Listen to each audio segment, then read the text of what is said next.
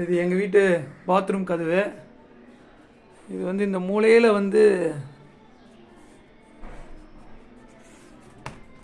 இந்த மூலையில் உள்ளே போகாமே இருந்தது. கதவு மூடுறதுக்கு கஷ்டமாக இருந்தது.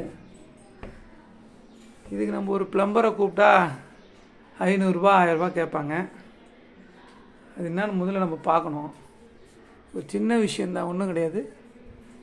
இந்த இடத்துல இந்த ஸ்க்ரூலாம் இருக்கும். அந்த ஸ்க்ரூ எதனா லூஸ் ஆகிடுச்சான்னு முதல்ல பார்க்கணும். இந்த ஸ்க்ரூ லூஸ் ஆகிடுச்சான்னு பார்த்துட்டு அதை டைட் பண்ணணும்.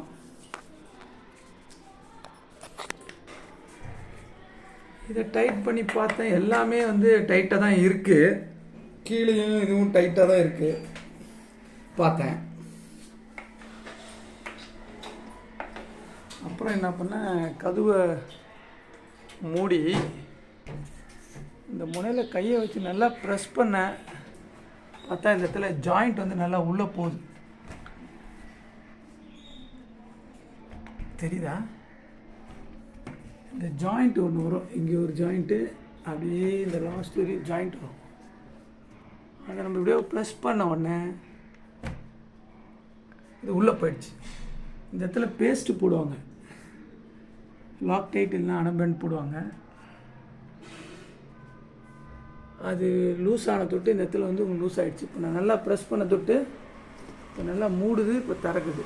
என்ன பண்ணணும், இப்படியே மூடி தாப்பால் போட்டுட்டு அந்த ஜாயிண்டில் அனபேண்டு அல்லது லாக் டைட் எதுனா ஒன்று போட்டிங்கன்னா சரியாயிடும்.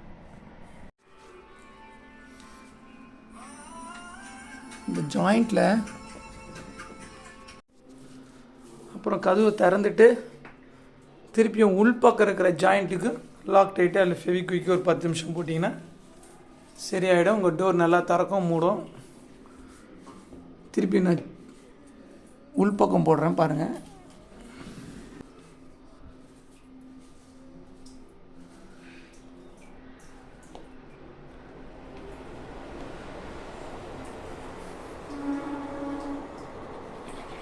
உள்பக்கம் போட்டேன், திருப்பி லாக் பண்ணிட்டேன்.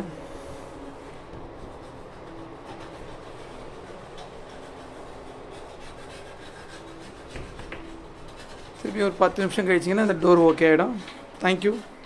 இந்த சின்ன சின்ன விஷயங்களை நீங்கள் கற்றுக்குது, சின்ன சின்ன வேலைகளை தெரிஞ்சுக்கிறது உங்கள் குடும்பத்துக்கும் நல்லது, உங்களுக்கும் நல்லது.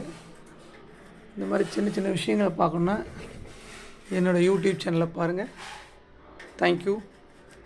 ஒரு 10 நிமிஷம் கழிச்சிங்கன்னா அந்த டோர் சரியாயிடும்.